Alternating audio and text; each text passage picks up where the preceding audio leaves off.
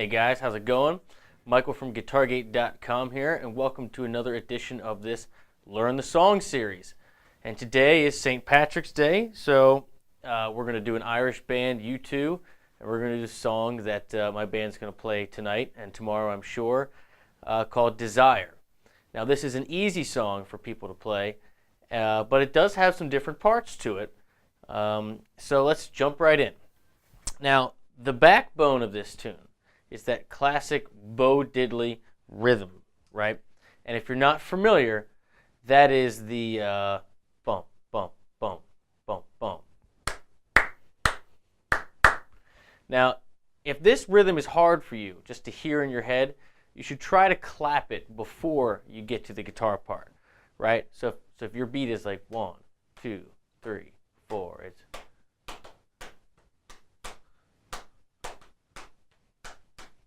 right? So just hear it in your head.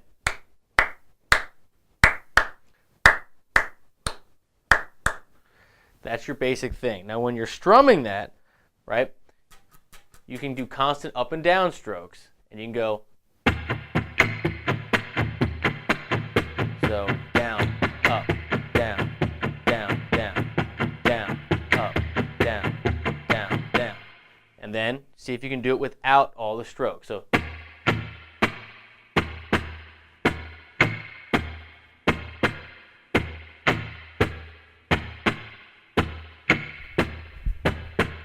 and then you add the chords in.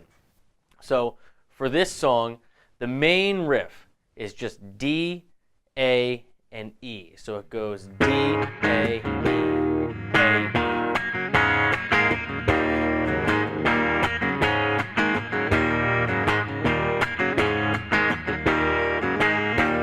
Now, you don't have to play the full D major, the full A major, and the full E major. You can do it with just kind of the D power chord, A power chord. You can do it with E, and then if you want, you can kind of mimic the A by playing this E sus. Basically, you're throwing an A in the E major chord like that. But basically, that's the main groove. If you watch U2 play it full band, and then when they do acoustic stuff, you'll see the edge kind of vary that. So it's not always the same thing. Just know that that's D, A, E, and then A, E. And that E is a suspension of the A is a suspension of the E, so you can play E suspended, right? Now, this song is in the key of E, technically. But it's also, if you look at the chords, D, A, and E, you're thinking, okay, that is actually in the key of A, because A would be 1, D would be 4, and E would be 5. And that's correct. So it's technically E mixolydian is this is what the song is in.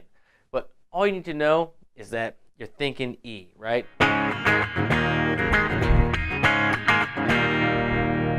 Right? Okay, so the song starts with just a big E chord. Now, if you're listening to that and you're saying, that sounds lower than E, that's because they actually tune down to E flat. So if you're a band that tunes down to E flat, you would play it just like it looks in E, like I am now. But if you are not a band that tunes down to E flat, or you don't have guitars tuned to E flat, bring everything down a half step. So it'll be D flat, A flat, E flat. That's what it really sounds like. But it looks like D, A, and E when you're tuned to E flat, which U2 does, and which, of course, I am right now. So it starts with that big E, right? Then it does the intro 4 times, which is the main riff, and you're just going to be loud with the drums.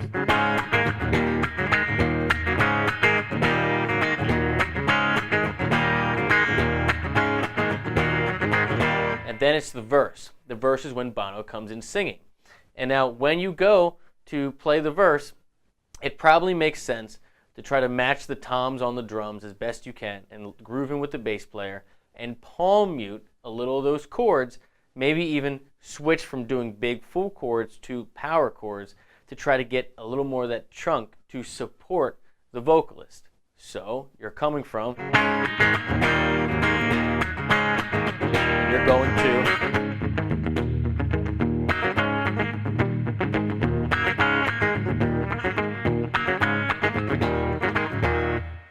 you're going to do that 4 times.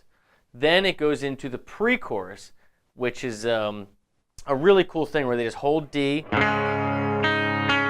you can let the E ring open, the top E string, call that like a D sus2, and then when it goes to the A, you can do A major and let the E string ring out too, or you can also do A sus2 if you want it to sound really floaty, right? But this is that.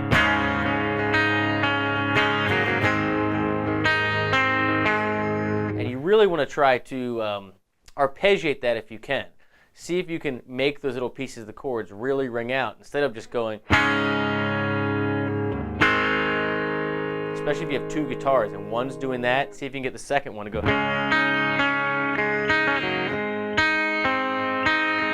Something of that nature. Try to make that really ring out and be bright. Then you have the chorus, which is the exact same thing as the main riff. The chorus, of course, is where he says desire, right?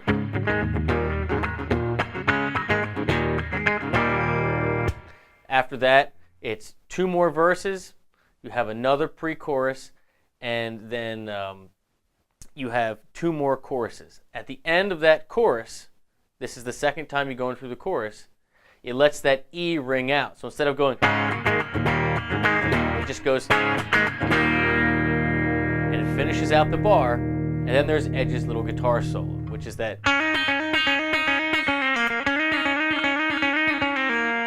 And that's it. It's just 2 little times through, and this is classic E blues, E Mixolydian stuff, where you're having your high E as the pedal tone. You're sliding or hammering on whatever you feel like doing from D to E, so that's your flat 7 to your root. And then you're going flat 7, 6, so D, C sharp, B, which is your 5th, right?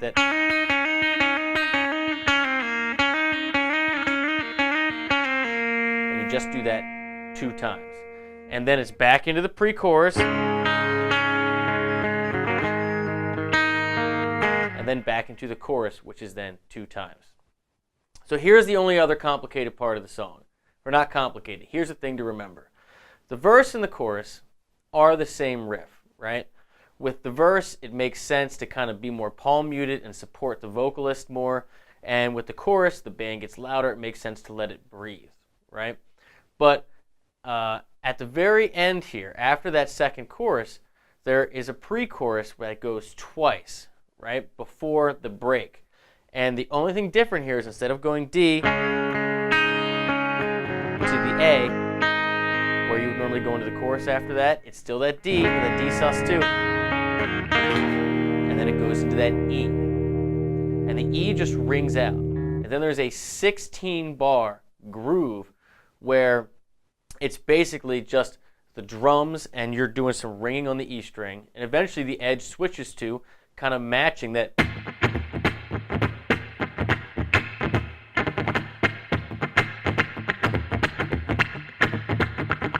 And you'll hear he kind of does some fast stuff, some whatever. Don't focus too much on exactly what he's doing. Focus on what your drummer's doing. So if your drummer is straight on the toms the whole time, just boom, boom, boom, boom, boom. Try to make that sound as big as possible. Now this goes for 16 bars. All right, and it starts coming out. If you're waiting for the vocal cue, that's that money, money, money, money, money, like that part you hear Bono do. Then it's 2 bars where it comes back into the pre-chorus again, where his vocal cue is, the fever getting higher. That whole thing, that whole break is 16 bars. So if you count it, it's 14 where you're grooving with the drums, and then 2 with the pre-chorus. So I know it's kind of complicated, right? But just think it's 16 and wait for that vocal cue, that money, money, money, money part. And then it's 2 bars of the fever getting higher. That's the pre-chorus, that D to A. And then it just goes back into the chorus. The chorus, of course, is the big, And it alternates between Bono singing Desire and playing harmonica. And so it just does 4 bars of the chorus, so 4 times through Desire. Then it goes to the harmonica for 4. It goes back and forth, and it ends with that. The last time through, we just let E ring out. And that's Desire by U2 as you would kind of approach it from a band. So just to recap, the key to this song is nailing that Bo Diddley groove. You do that, you lock in with your drums and bass, that duh, duh, duh, ba, ba, duh, duh, duh, duh, duh. That's how you're going to keep people moving on the dance floor. That's how the song grooves. So that's your number one priority, getting that Bo Diddley groove down. You got to clap it first, then strum it, then work it out with the band, whatever you have to do, get that first. That's the key to the song. Now, the song only has two more pieces, really. It's got that main riff, which is both the verse and the chorus. I feel it makes sense to have a little dynamics in the song, so when you go to the verse, maybe palm mute, do more of the power chords. When you go to the chorus, you can let it ring out more, do more of the suspended chords, etc., etc., but try to make those a little bit tonally different, even though it's still D, A, and E. The only other thing is you have the pre-chorus, which is D, or D sus2, if you want to make it sound real floaty, to A, with the exception of the second time you do it, which is going into right before the drum break, it goes D to E. And now that break is 16 bars long, 14 of which is just the drums and the guitar and the bass just kind of grooving. Don't worry about the chords, you're just kind of scratching. Again, nail that Bo Diddley beat, try to sound huge and grow. Two bars at the end, so 14 plus 2 equals 16. 2 bars at the end is that pre-chorus, right, where he's doing Fever Getting Higher. Then it comes back out and you end the song trading chorus with the harmonica, playing that same groove all the way over, all the way through the end of it, and ending with that E. And just kind of let it shimmer out. Or do hits, whatever you want. But that's how the song ends. And that is Desire by U2. And thank you for watching this Learn the Song series, and happy St. Patrick's Day, everyone. If you like this style breakdown, where you break down with a cover band approach, please subscribe. It helps me a lot. And don't forget to leave a hashtag Learn the Song in the comments if you want to request a song. And if you haven't yet, please check out all the cool stuff we have on GuitarGate.com. See you in the next one. Happy St. Patrick's Day, everybody.